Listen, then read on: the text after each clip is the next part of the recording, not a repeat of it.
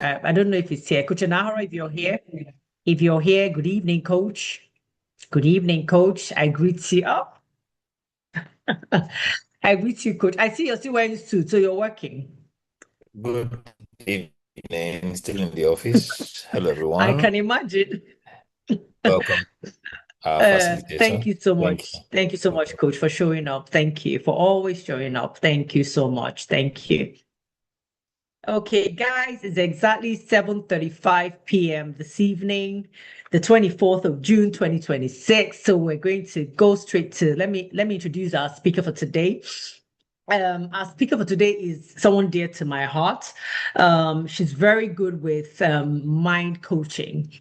She's an NLP practitioner.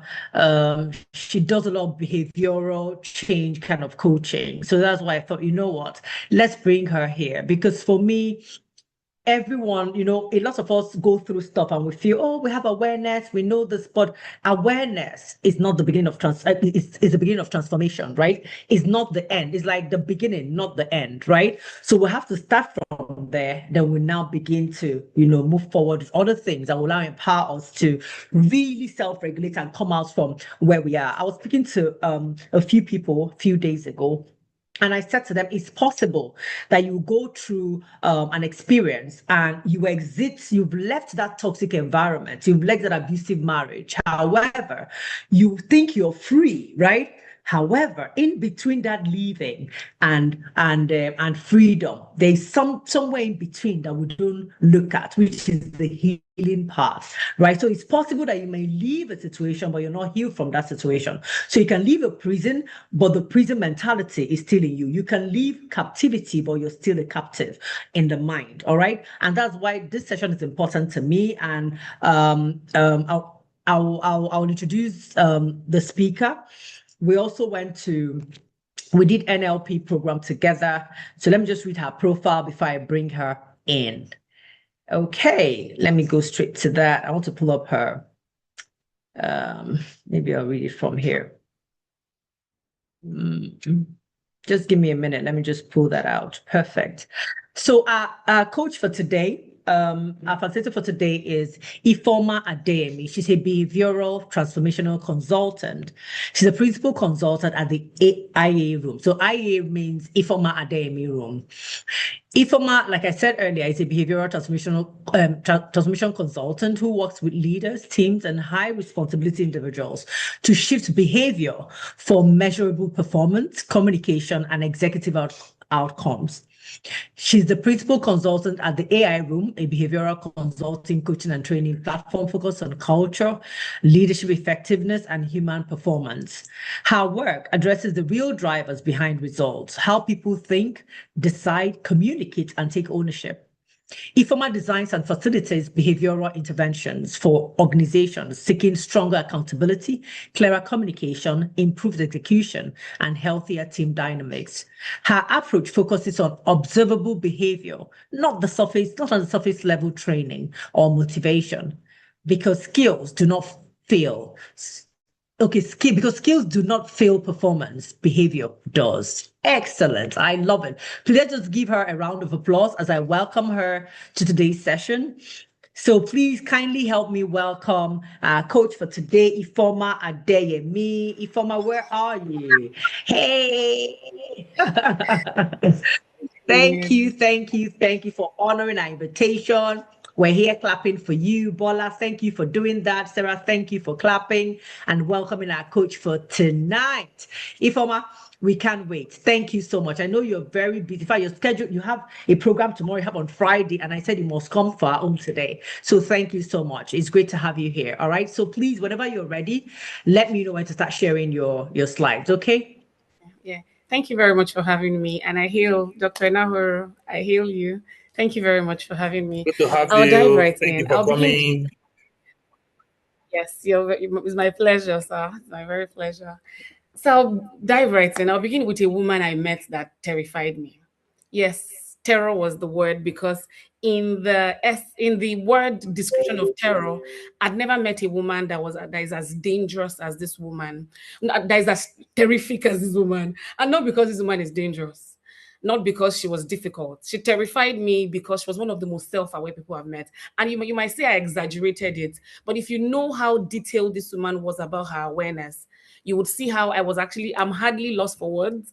I was lost for words. Like I was just looking at her. She was coaching and aligning all the patterns that she already had. I know within minutes of sitting with this woman, she could explain her patterns, she could explain her weaknesses, she could explain why she was stuck, where she was stuck, what she believed had caused it. She had done the work, she had read books. As a matter of fact, she had seen a therapist. She went into like a psychotherapist's office, and she was on meds. They had put her on some antidepressants. She knew the whole 9 years of what was going on with her. My real question was, so what are you doing here? Like, why are we on this call? And she said, it was just one of the shots that she wanted to give, because she was dealing with this huge inconsistency, and the inconsistency was beginning to look like a cancer. It was taking away everything. Like her life kept producing the same result. And before I move forward, I want to ask you, do you know anyone that is exactly like this person? And it can be you, that they know exactly what they need to do and still cannot seem to do it. If that's you, I want to see a yes in the chat box. If that's you or somebody you just know what we see. I know not how many calories you can count calorie of toothpick. You know all the calories and everything, but yet you find yourself getting the same results. Yes, I can see that. I'm not alone. Neither was this woman alone. I know she has spent these years telling herself, I'm inconsistent. I never finish what I start, right? And I want to ask you another question. What if the thing you have been trying to fix is not the real problem? As many as said yes in the comment section, just what if? What if what you've been trying to fix is not the real problem? Now let's dive into it. Awareness is not transformation. Coach Dolly already said it, that awareness is the start of transformation, but it's not transformation. I would even say that many a times, most personal development stops at awareness.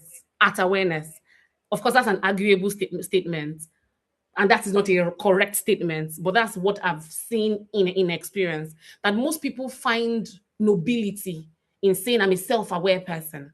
They find novelty in describing themselves as a self-aware person.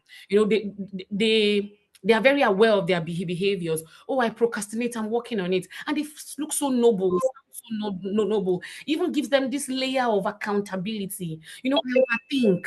I'm this person that overthink. I'm really, by the grace of God, I hope I can work on it. I people please. I sabotage opportunities. I struggle with confidence. They can name all of it precisely. They have even named it. But awareness of what to do is not the same thing as understanding why you keep doing it. And that's not to say that I want you to understand why you keep doing it and become the chief of excuses. That's not what I mean. But transformation process starts with not just awareness. That's why I made a bogus statement by saying that most personal development stops at awareness. Transformation process starts with understanding. It requires understanding why you are doing what you are doing. Seeing the topic of today, from self-awareness to transformation, there are a long list of things. And many times I meet clients like that, and I tell them, do you know what? Let's start with a long list of things you are aware of, and let's give you trophy and crown of your awareness. Let's be done with that, and we can move on. Because honestly, a lot, and I'm guilty of it, where we just find that, see, first leave me at this level of, God is helping me, Holy Spirit, and that just gives you enough satisfaction for the moment. If you've gone to check a house before, you wanted to rent a particular house or an office or whatever space it is, and you look up the POP and see a stain. Just by seeing the water stain, does that give you rest of mind that, okay, it's been fixed? Just by seeing that stain, imagine if the agent, because you know how crazy Lagos agents can be. Imagine if that agent just says, you have seen the water stain now, we are good. That is just an evidence of the problem. It's not the problem itself. Your recurring behavior is the stain. The source is somewhere else, and that's where we are going today. Are we tracking with me? Now, This is not just hearing me speak. It's not some radio show. We are going to write. Bring out your pens and your papers or your notepads, your iPads. We are going to answer a few questions. I want us to name the pattern. Some of us are unlike that woman I worked with. Her name was either Jessica or Blessing. Some of us are unlike that woman I worked with. We don't even know our patterns yet. So I want us to name our patterns. Write down one behavior you have tried to change, not a category, an actual specific behavior. I'm looking this way because I have a screen tracking people's comments. So pardon me when I look away. I'm looking into my other screen. So write down one behavior you have tried to change, not a category, a specific behavior. Are we writing that down? Blessing, are we writing that down? Bukola, are we writing that down? Bola, are we writing that down? Write down that behavior you're trying to change. Once you've written that behavior down, write how many years you've been trying to change it. If you're even comfortable enough, just write the number of years you've been trying to change it. If it's months, write the number of months you'll be trying to change it in the chat room.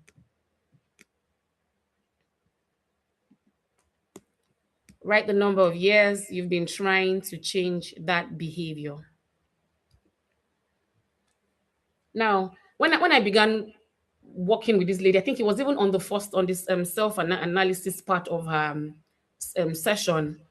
We then went into what she was inconsistent at. This is not an exaggeration. She had started between 12 and 14 businesses. She had started these businesses, and she will start one, drop it, move to another one, start 12. And she's not 40 yet. It's not like she's an old woman. No, she's about 34. And she had done 12 to 14 business. So I could see why it was looking like a save me, oh God, kind of situation. Her inconsistency felt like it was choking her.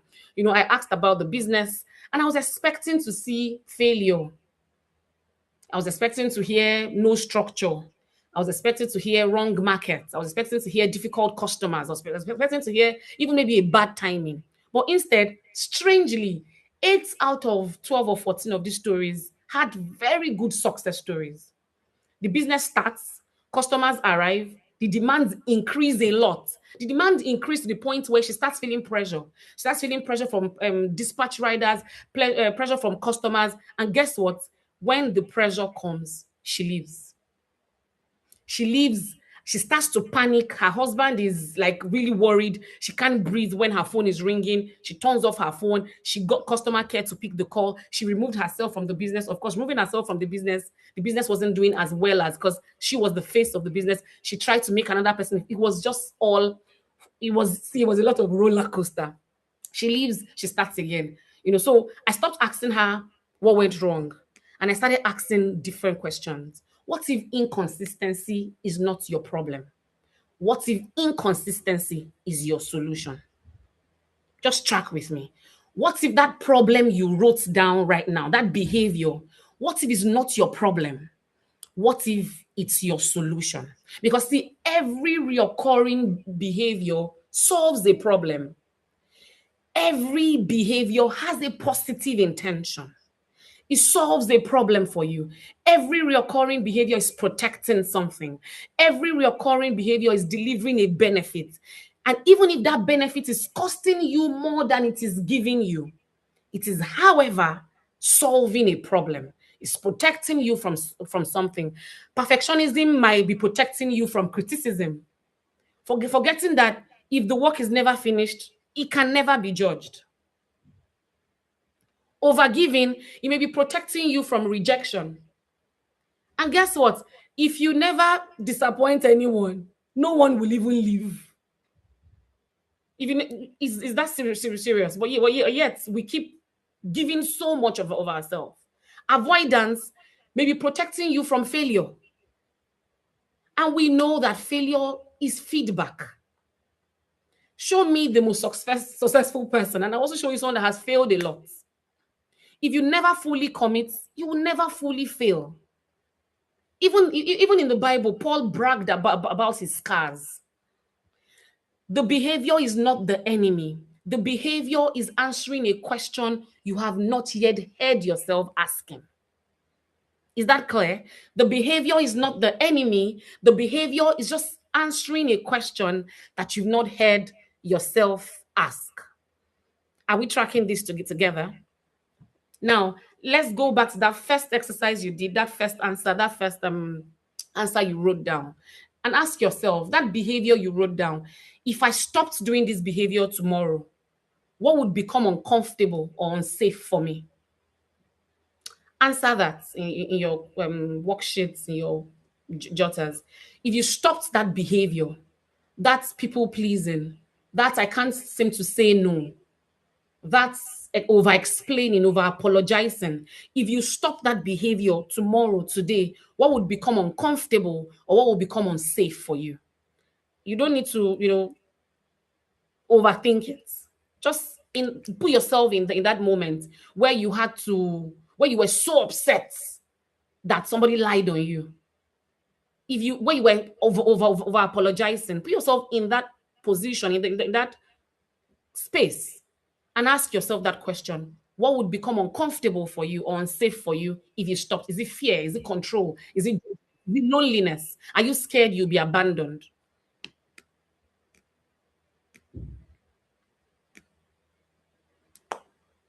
Now, while working with this particular lady, I was going on and on with some of the questions you are answering now and a few more questions. And I remember asking her one particular question and everything changed. The entrepreneur in her, I didn't see the entrepreneur in the room anymore. The entrepreneur disappeared. The adult disappeared. And a little girl appeared. And I think she was 34 or 35. She's an adult. And this little girl appeared on the screen because it was a virtual session. And she told me about her father. She told me about the punishments. She told me about how that it was almost the highest height of parental abuse I had heard. She told me about how that her father would punish her to kneel down on gravel, like stone, to kneel down on this rough concrete, at times overnight, where he would even wake up in the middle of the night to come check to be sure that she's still kneeling straight. And this can be on the littlest thing. It can be on maybe she forgot she didn't bring change home. It can be they caught her talking to a boy. It can be she didn't wash plates well. It just on the littlest thing, and she would kneel down through the night. Her father would sleep, like I said, come back and check her, and she will still be on her knees, still obedient, still suffering. And I asked her another question. I think I asked her what emotions were coming up for her in that moment. She listed a few of them. I asked her when she, of course, seeing her father while she was this little child, how did she feel towards her father? She mentioned a few: pain, sadness. She mentioned anxiety, but everything, she just kept saying there was just this pressure on her chest. Because I asked her where she was feeling them. There was this pressure on her chest that she could not just take away. It just stayed there. It almost caused sickness for her, even as a child. And they just called her lazy for always being sick, right? And I asked her another question. If you could have done anything in that moment, if there was some genie, if I would just wave a wand and something was possible for you in that moment, what would you have done? Before she answered me that question, she just started crying. And, she put herself together and she said she just wanted to run away. Of course, when she said she wanted to run away, I allowed her, soak all of that in. And she started making connections by herself. That was when she started realizing that she wasn't running away from her business. She wasn't running away from her marriage. She wasn't running away from responsibility. She had been running away from pressure. Because in her body, at every level that she had ever examined, pressure meant pain, pressure meant anxiety, pressure meant suffering, pressure meant anger, pressure meant sadness. She didn't know, she didn't even know emotions, in the details of emotions. All she knew was the feeling on her body, on her chest, pressure. And once she feels it, she just runs away. And they took her to therapy. They put her on antidepressant meds. She came back, took time off work, and it continued back to back. The younger version of her made a decision that when pressure comes, just run. And that decision had been quietly running her life ever since. I don't even think my screen is screening, but are we listening? If you are listening, just type yes, yes, yes in the comment section. I just got Yes, we carried can away. hear you. We're seeing you clearly. Okay, so the screen wasn't necessary, right? The slides weren't necessary. Okay. Okay. So yes, that child was not wrong. That child was not wrong. That child only read the room. She read the room correctly. She could not fight her father. She could not argue with her father. She could not reason with her father. She could not physically live even as a child. So she learned to live in every other way available to her. She learned to pull back, go quiet, then make herself just less present until the pressure just passes away. So she just pulled away. That strategy worked and it kept her intact. But again, it wasn't serving her anymore.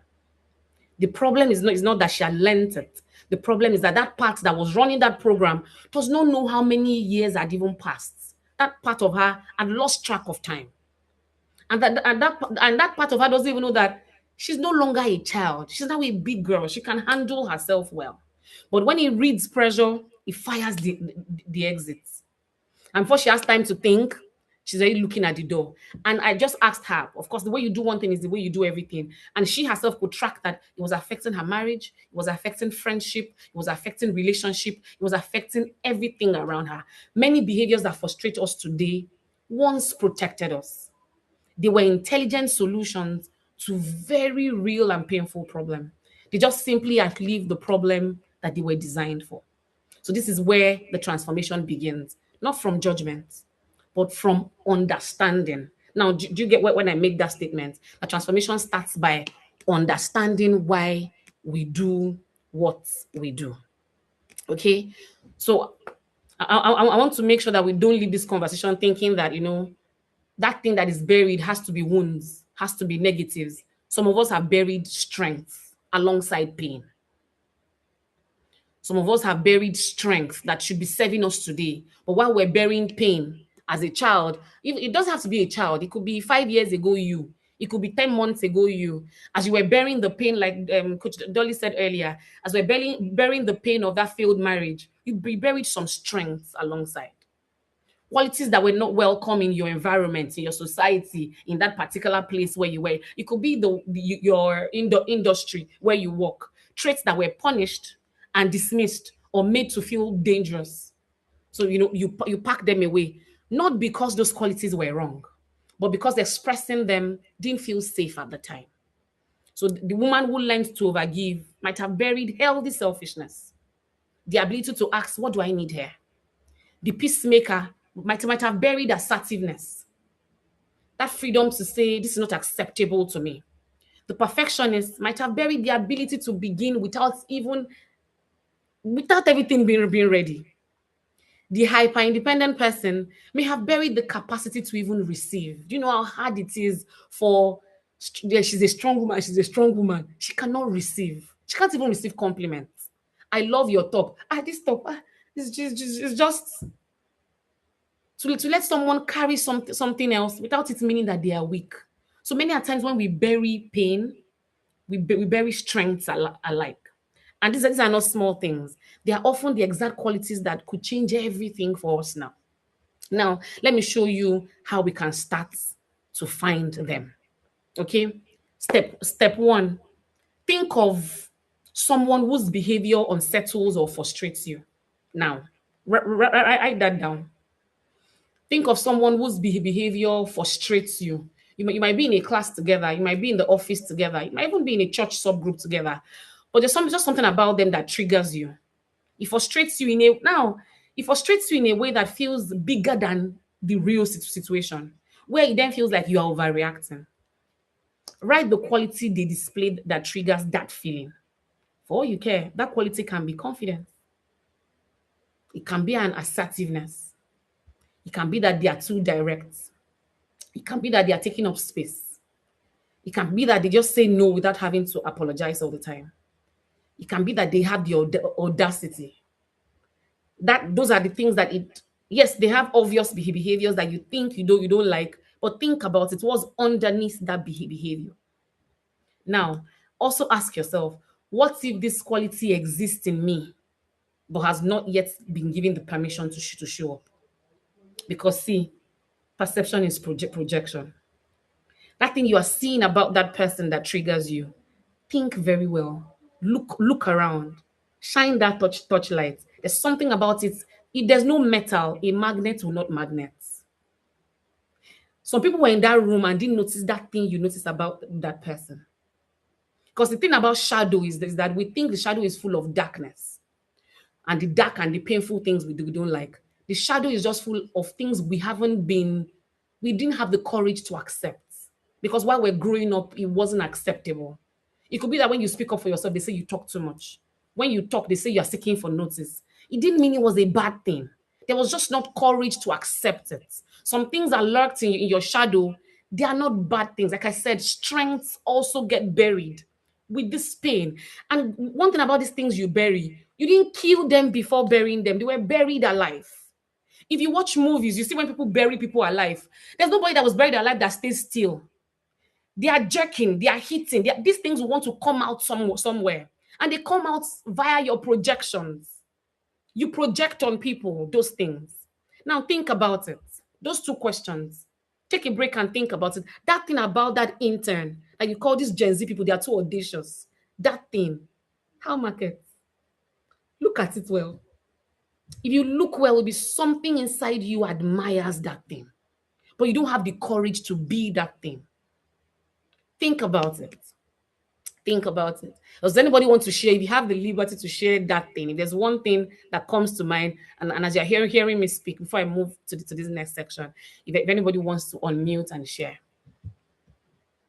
Or do I move on? Is time going? Does anybody want to share anything? If I see anybody's hand raised, then I'll get your attention to it. But for now, just continue. Okay, if you see any, let me know. So I want to show us a map. This is not a checklist. It's not a. Is anybody raising? Okay. So I want to show us a map. No, it was a map yes. No one. I want to show us a map, and this is a map I just put together. It's a map. It's a map of who you are, who I am, who we are at different points in this journey. Because again, this is a journey. Because transformation is not something you do. Hold on. Ifeoma, can you hear me? Okay. Yes, I can hear you. Do you want me to share anything? Yes, do you have the map on your slides? So this is just this map is just talking about it in different stages. It's not necessarily a map yet, but you can go to where I wrote the surface self. So that's the first stage of this map. So I don't need to share it. Okay, that's fine. Okay. You can share it because there'll be a part after this where you have to share. The first stages, there are 4 stages that put together. Most people have spent their life in the first stage. A few have made it to the second. And many times, if you get to work with a coach or you get to work with somebody, they move you through the third and the 4th stage. Now, the first stage is the surface self. Nothing too deep about it. We have talked about it previously. That's the, let me see. Okay, keep going. Keep going. Yes, that's it. The first, yes, go back. The surface self. This is who you present to the world. I'll use myself as an example. The behavioral patterns, the role you play, your coping strategy, and these coping strategies are running on autopilot. That's the surface self. And guess what? This surface self is not false. It's just incomplete. It's built around survival, not choice. I, for one, would say people would perceive me as a kind person. And that doesn't mean that my kindness is false. Don't get me wrong. People perceive me as a kind person, right? It's just incomplete because I've not gone to ask myself those questions around why genuinely I'm being kind. So my surface self is this kindness, right? And the second stage is the hidden self. Now, this is everything beneath the surface. The beliefs that formed before you could examine them. The decisions made under pressure when you were too young to choose differently. Growing up, my mom used to tell me, she says something to me in Igbo, and she says, "Omeheye domwe." If you're an Igbo person, that means there's nothing you are good for. You are good for nothing. And she keeps repeating that, "Omeheye domwe." And I'm the only girl. I'm the firstborn. While she says that, she compares me to my brothers. And because I really wanted her to see me, I wanted her to accept me. I wanted her to, say that I'm good for something, at least see something. This made me, of course, I allowed all of that, make me become a people pleaser. I would please her. There was nothing she would ask me that I would say no. Almost, if she had almost asked me for my husband, I'm sure I'll have given. There was nothing she would ask me that I would say no. But guess what? How old am I now? And in my entire life, is only one person that has called me stingy in my entire existence. Even in primary school that they will abuse you, secondary school, nobody has called me any name, but never stingy. Guess what? My mom is the only one that has called me stingy. And yet, there was nothing I wouldn't do. Literally, my wedding hair, she liked it. Maybe she said she liked it, I give it to her. Like anything she just likes, I give it to her. Gold, anything. Just for her to accept me. You see that the kindness was the surface self, but the hidden self was that people pleasing, was that insecure person. I didn't, it was all of, and guess what? That hidden self is not the enemy. That hidden self is even the most honest version of you that has never had a safe audience. I was just this insecure bunch, and everybody would say, "Oh, she's so this, she's so," but I never believed it because there was that part I hadn't confront or faced, not necessarily confront. Now, the third surface is the integrated self, and this is where the real work happens. The surface self and the hidden self meets at the integrated self, not in conflict, but in understanding. They understand the old strategies, understand the values that were holding that hidden self, understand the beliefs that hidden self had. They come together in integration. The old strategies are seen for what they are exactly. The buried qualities are reclaimed. What were you trying to protect by having the surface behavior? The identity is no longer built on managing pain, but is built around a conscious choice. Now, the fourth stage is the transformed self. Now, this is not a destination you arrive at once. It's an operating system. It's a way of operating, it's a way you operate from, and you're operating from a place of value. Your decisions are made from, now you know your values, not fear. You're operating from standards you set for yourself from your values. You're operating from boundaries that you've held and not guilt. You're operating from presence without apology. This is not performance of confidence. It's the quiet certainty of someone who knows who they are and why they do what they do.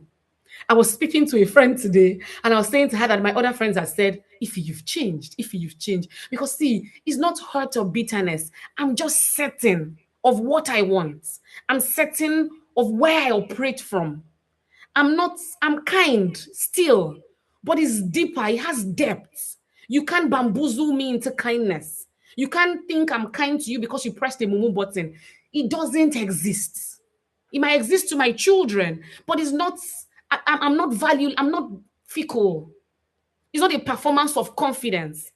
You are certain of what drives you, what's important to you, and you make decisions from there.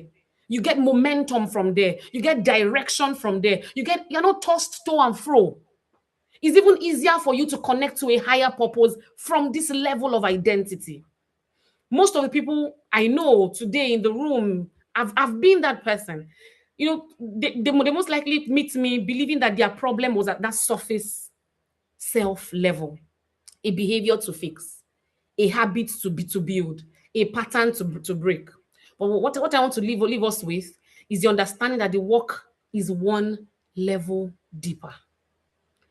And when you do it at that level deeper, the surface change. That surface will just naturally change on its own.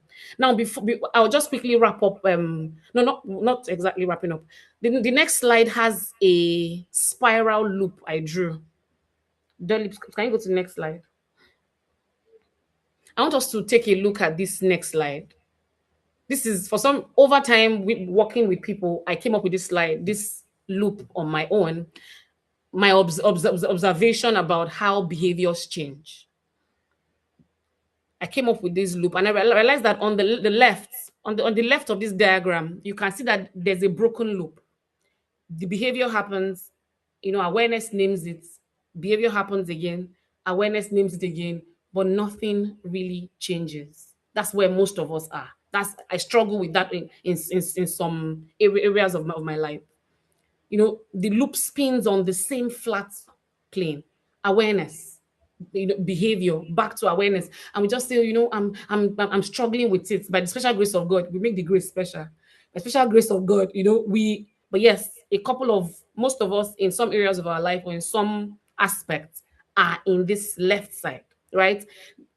Not because we're not trying, but because we are walking at the wrong level. On the right side, the loop begins the same way: behavior, awareness, then something different happens. The person goes deeper. They examine the values and the beliefs beneath the behavior.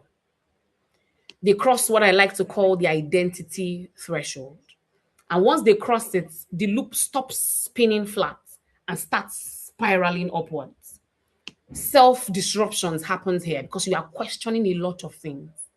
The story you have been telling about yourself, it begins to crack. Now, like, I'm just using this to explain those four surfaces. Now, then that self-integration, the parts of you that were buried and unseen, then comes into view. Then the identity decision, who you are actually becoming. And from that decision, new behaviors emerge. Not the same behavior you are trying to maybe force or set timers or stop. New behaviors emerge from a new identity at a new level. The difference between the broken loop and the complete one is not just effort, it's depth. The complete loop goes beneath behavior. That's the only way out. Is this making sense? If you are tracking, just drop something in the comment section so I know that I'm not talking to myself. Drop something in the comment section so I know that we are all here with me.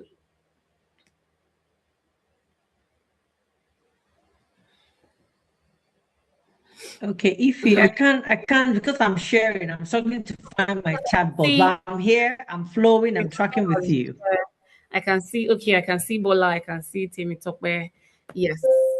Yes. And can we see how that this spiral loop I explained connects back to the four stages, that four-stage framework I shared? The surface self is the left side of the diagram, the hidden self, you can see that, right? Now, in closing, after I'd worked with this woman, I told her something no one had said to her. Not even her self-works, something she had not come face to face with. She was never inconsistent. And you can see it's an air quote. She was never inconsistent. Inconsistency was never the problem. It was the solution. You were using an old survival strategy in situations where you no longer needed it. Every time, pressure arrived, a part of you fired the only program it knew: just run away.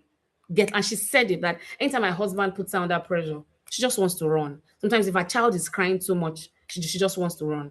Every time pressure arrived, a part of her just wanted to run because that program had saved her once, and no one had told her that that she's safe now and she should stop running. The moment she understood the strategy, she could begin to update it. Not for force, not by forcing herself, not by pushing herself through it, not by having this journal of yes, journaling is good. Don't get me wrong. Talking through it is good. Understanding it was what at least started that journey for her. Understanding it, that's a complete different process, and that's the only one that leads somewhere permanent, right?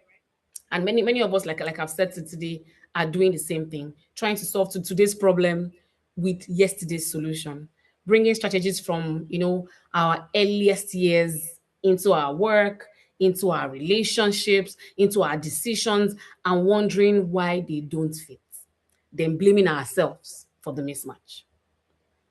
You are not disciplined. You are not broken. You are not uniquely flawed. You're just simply running a strategy that once protected you and has not, and nobody has told you that is no longer needed, right? Strategies can be updated. Identities can be rebuilt. And the version of you on the other side of this work is the integrated self, the transformed self. She's not a fantasy. She's real. She's just further along that spiral, and she's spiral upward and not spiral flat than where you are standing. Before I leave, I want us to have this final reflection. What behavior in your life might be an old solution pretending to be a current problem? What behavior in your life might be an old solution pretending to be a current problem? And for you, what becomes possible when you finally start to understand it? Think about it. What behavior in your life might be an old solution pretending to be a current problem? And what becomes possible when you finally understand it? Okay. So today's session was, just designed to help us see patterns differently. To show you that you've been trying to fix something that is not the problem. Is not the problem. It's how you view the problem.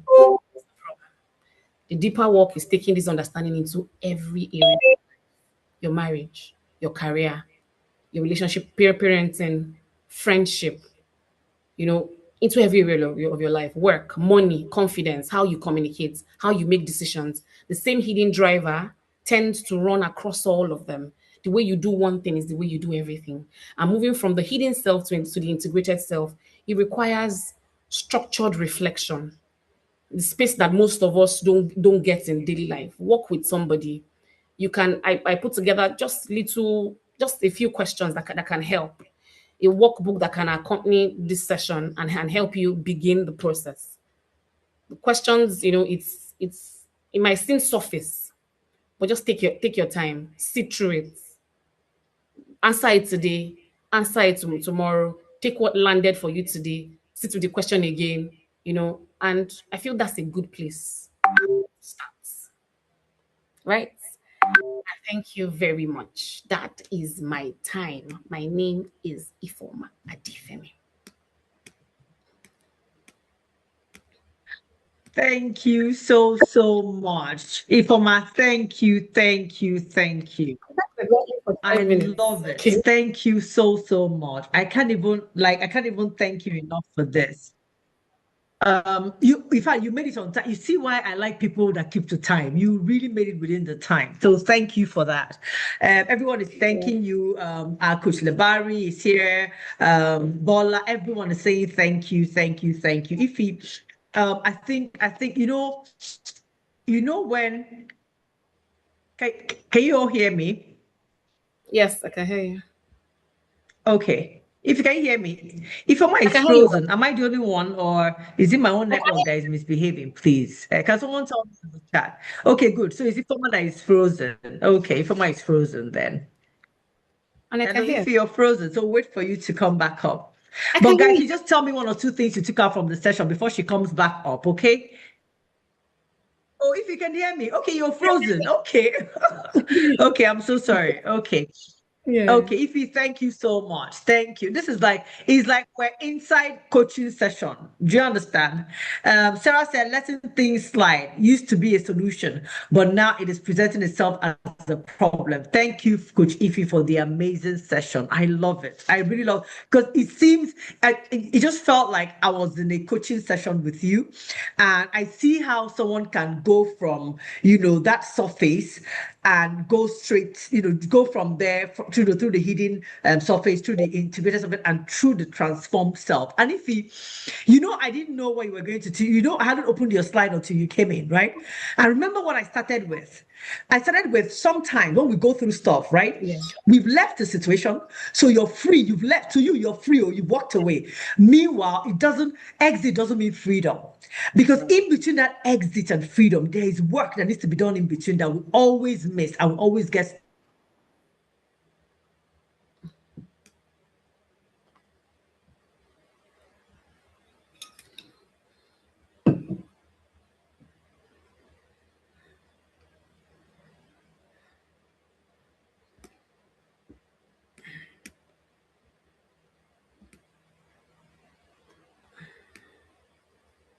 Am I the one with the bad network? Or is it Coach Dolly?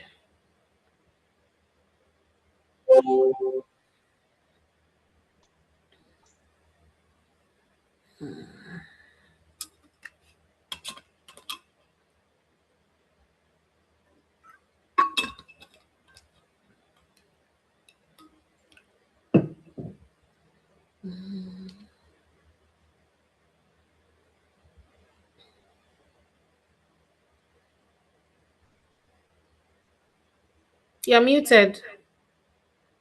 Okay. Sorry, can you hear me now? You know. I'm so sorry. Is my network.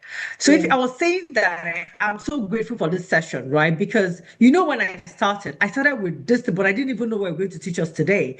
Like, when you exit something and you think you're free in quotes, meanwhile, you're not free because exiting doesn't mean freedom. And is that thing between exit and freedom that you talked about today, and you laid it out perfectly. That is even makes more sense even to me that said it in the first place. So thank you so much, Ify. And a lot of times we walk out of a situation and we don't do the work of healing. What happens is, I love the way you describe the people that are buried alive, how they struggle, like they're doing like this. So it's not like you're like this, you're dead now, but this one you're buried alive.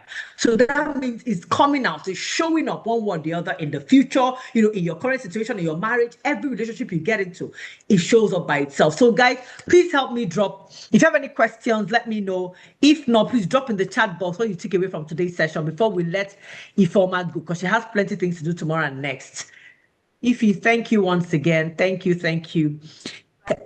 Please and any comments in the box? Any questions? Any comments? Temitope is blowing love to you. Love you. And I love the one, what you said about depth and effort. I really love it as well. The difference is depth, not effort. So you go deeper. You don't keep pushing. Let me. No, you look, inwards. Most of the time we point fingers at every other person except ourselves. So, thank you so much. Okay, so no questions, no comments. So thank you. Okay, she said, what book were you referring to? I think it's she talked about, I shared something. I shared, let me share that. Let me share it again so that we can all see what she's referring to. There's another one I have that wasn't on the slide. Is more. I'll send it. Okay. This was So you sent it to me. Perfect. Yes, I'll send that to you. Okay. So when you send it, I'll share with the team. Okay, that's fine. Okay. Ify, thank you so much for coming. I really do appreciate the time you gave us. Coach Lebari said, thank you, Coach Ify, for a very insightful session. Please, what simple daily or regular habits can help people translate awareness to behavioral change? Let me take that again. What simple daily or regular habits can help people translate awareness to behavioral change? Can I go? Thoughts? Yes, please. The shortest one. Of course, there are other longer processes, but the shortest one I usually just throw out easily is thoughts, feelings, and behavior. Attack it from the place of your thoughts. Attack it from the place of thoughts. Ask yourself rich, deep questions. Question always. Be curious. Be curious about everything. Be curious about your thoughts. Be curious about why you feel what you feel. If I feel jealousy for this person, I'm curious. Why am I jealous? The jealousy might just be reflecting to me that thing that person has is something I crave. So how can I poke it? Because once you poke it and say, okay, I can do this to be able to get this. I'm happy for her. I just wish I had it. Okay, then you see, it will change your feelings, because jealousy can be bitter. It can be like, by bitter, I mean bitter tastes, and it can be warm. But if you there are processes of the raw, everything is raw material, right? But just to make it short, thoughts, feelings, and behavior. Once thoughts process, question it. Question it, confront it there, ask it different questions. You will determine how you feel about it, and it will determine. Absolutely.